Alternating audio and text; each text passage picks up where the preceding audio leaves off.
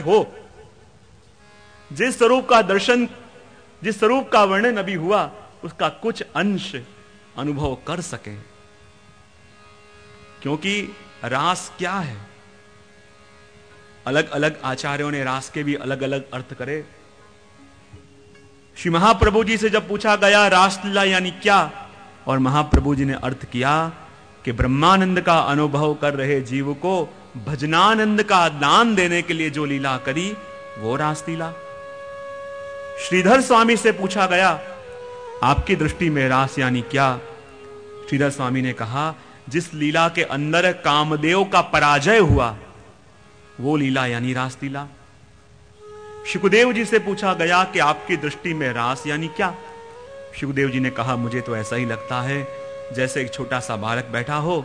उसके चारों तरफ जल से भरे हुए पात्र रख दो और अपना ही स्वरूप वो जल से भरे हुए पात्र में देख के जैसे उस जल के संग खेले, ऐसी निर्दोष लीला यानी रास लीला। किसी ने ज्ञानी से पूछा कि आपकी दृष्टि में रास यानी क्या,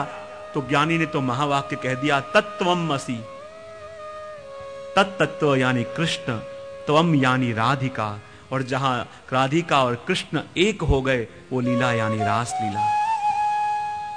किसी ने योगी से पूछा कि आपकी दृष्टि में रास यानी क्या, और योगी ने कहा मुझे तो ऐसा लगता है ये प्रभु का किया हुआ वेणुनाद यानी अनाहद नाद,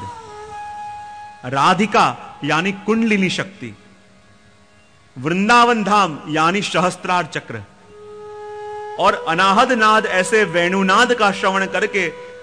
कुंडलिनी शक्ति ऐसी राधिका जागृत होके जब अलौकिक वृंदावन ऐसे सहस्त्रार चक्र तक आवे और जीव को जो परम आनंद की अनुभूति हो वही लीला यानी रास लीला। किसी ने सूरदास जी से पूछा आपकी दृष्टि में रास यानी क्या, हर एक की अलग अलग दृष्टि है। सूरदास जी ने कहा मुझे तो ये लीला देख के ऐसे ही लगता है कि जब गोपीजनों ने कात्यायनी व्रत किया था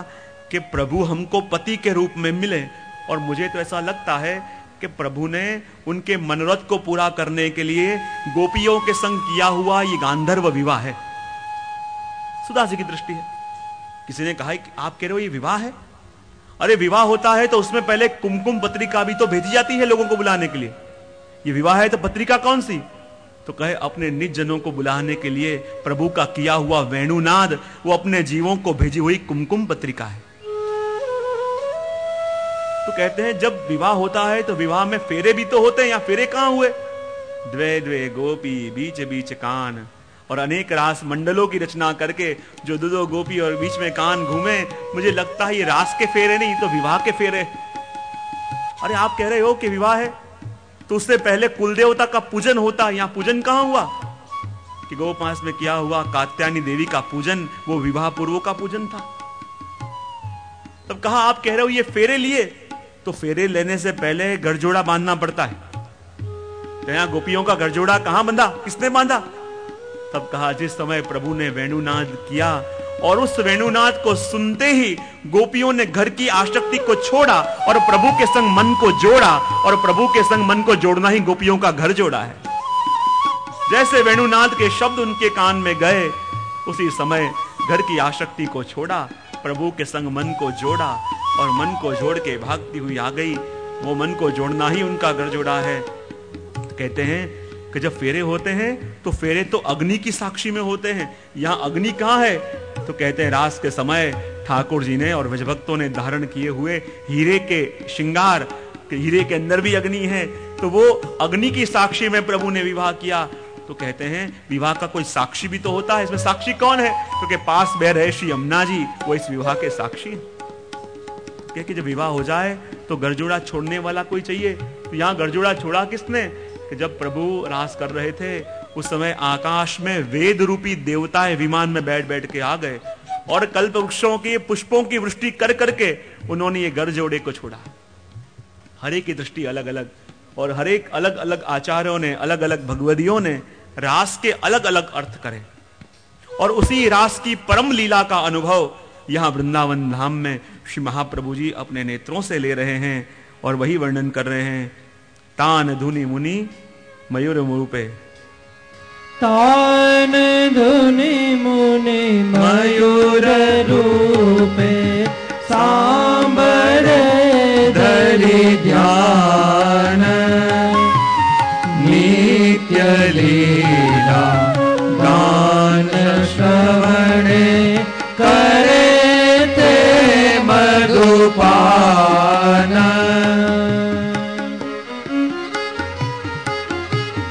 तान धुनि मुनि मयूर रूपे सांबरे धरि ध्यान नित्य लीला गान श्रवणे करे ते मधुपान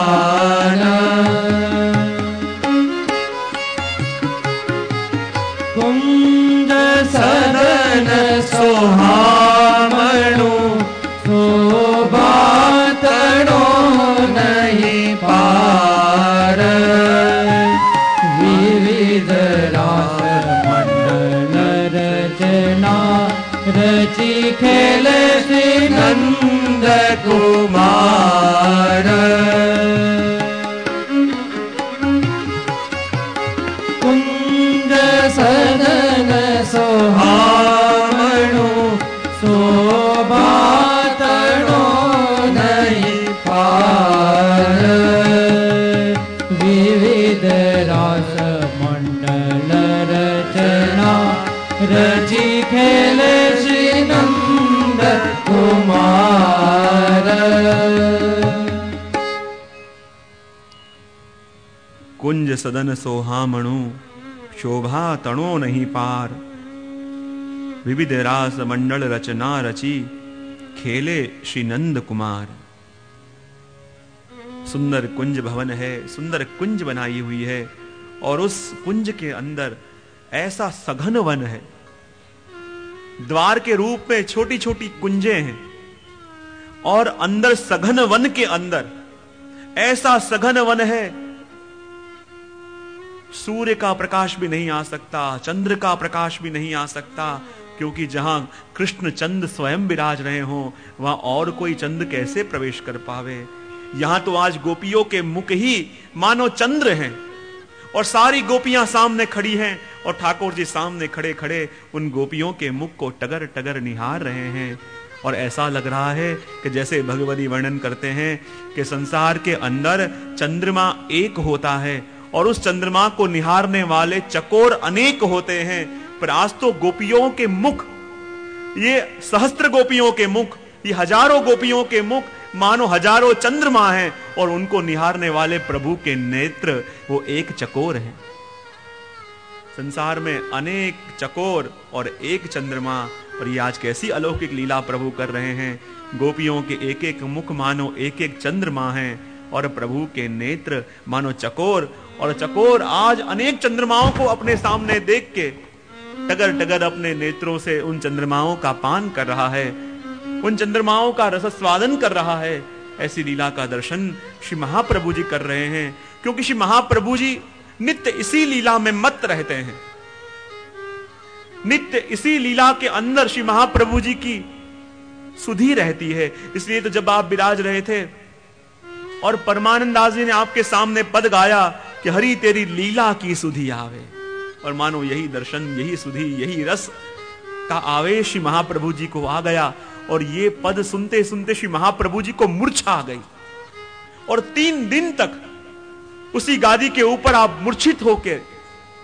लेटे हुए रहे। परमानंद दास जी भयभीत हो गए, अरे ये क्या कर दिया मैंने, श्री महाप्रभु जी को मूर्छा आ गई। हरसानी जी आपके भाव को जान गए, संग बैठे बैठे प्रतीक्षा कर रहे हैं, उसी लीला का चिंतन कर रहे हैं, क्योंकि ये लीला नित्य श्री महाप्रभु जी इस लीला का चिंतन करते हैं। श्री महाप्रभु जी इसी लीला के अनुरूप हैं। इसलिए जब परमानंद दास जी ने गाया हरि तेरी लीला की सुधि आवे, कमल नयन मन मोहन मूर्ति मन मन चित्र बनावे। कमल नयन मन मोहन मूर्ति मन मन चित्र बनावे, हरि तेरी लीला।